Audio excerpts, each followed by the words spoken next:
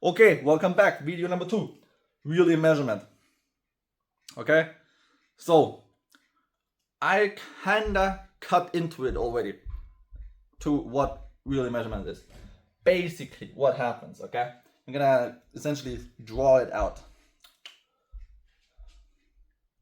So first of all, the context, imagine a car. You know what it sounds like. You drive in tunnel X, right? It's gonna sound different. Take the same car, drive in tunnel Y, it's gonna sound different. Yeah, okay. So which means what we do, knowing this, we have a little speaker. That's the speaker, okay? Speaker. It emits a test signal. This test signal is different languages, like a spoken, like a person speaks in 7 different languages. You don't understand anything because it's gibberish, right? But it's a very realistic signal when it comes to speech understanding, which is the main problem that people have when they get hearing aids, right? They want to understand speech. It's called ISTS, International Speech Testing Signal. This signal has a predefined intensity, and let's call it 65 decibels. That's the favorite intensity in acoustics, because people say there's normal speech, which is very relative, but anyway, 65 decibels. We got a speaker emitting this. It's like someone speaking, always in the same intensity, right? And now we have you sitting here, you, with hearing aids inside the ear. Now, we have these sound waves, this signal coming at you. We know it's 65 decibels, right? We know that. And now we take a little probe. I'm gonna mark it with that and put the probe inside your ear and check what of the 65 decibels across a frequency range of 250 hertz, 1000,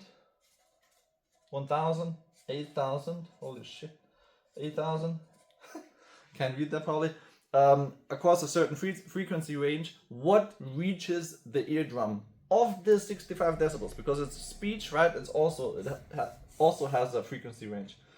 So this field is that, right, but small. And imagine the measured signal is here. In all frequencies is the same amplitude, because that's exactly what it is, right? Okay. In all frequencies it reaches different pitches, right? Okay, so you would think, if you didn't know better, that okay, so 65, yeah, okay, I'm gonna check. That's probably what's gonna reach the eardrum as well. No, it's not. Okay?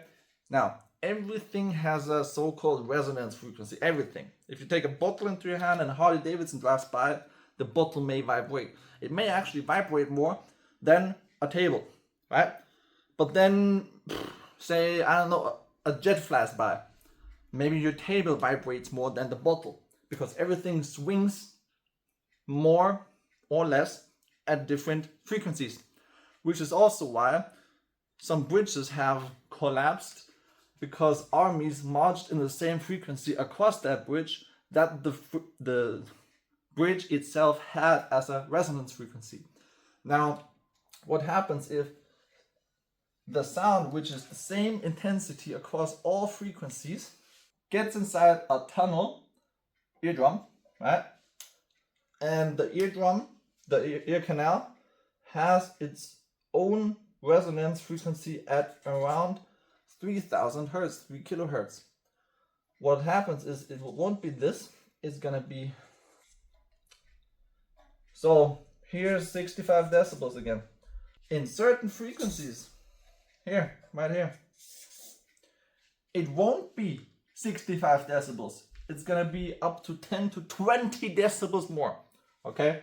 85 decibels on your eardrum, 85, okay? With an input, right, of 65 decibels.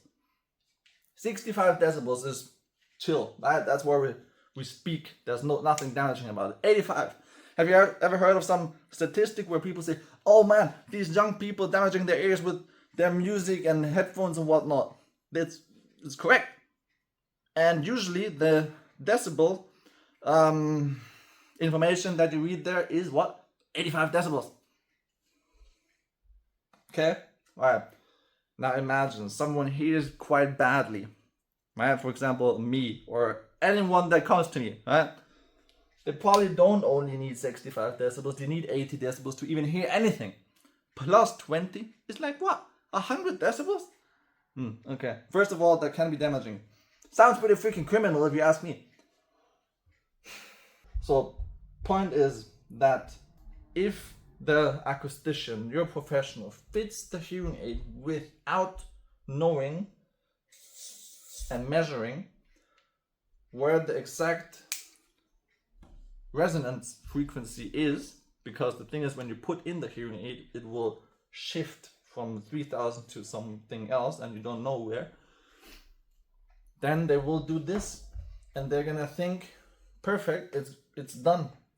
But in reality, and they're actually gonna be nice maybe and say, okay, I'm just gonna amplify not 100% to not give you too much at once. I'm just gonna give you 80% to start off with, in a few weeks to get 100%.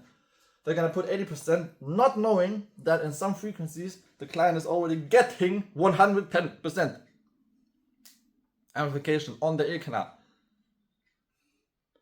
Yeah, that's that. And then they say, oh my goodness, man, it sounds so tinny, it's like distorted.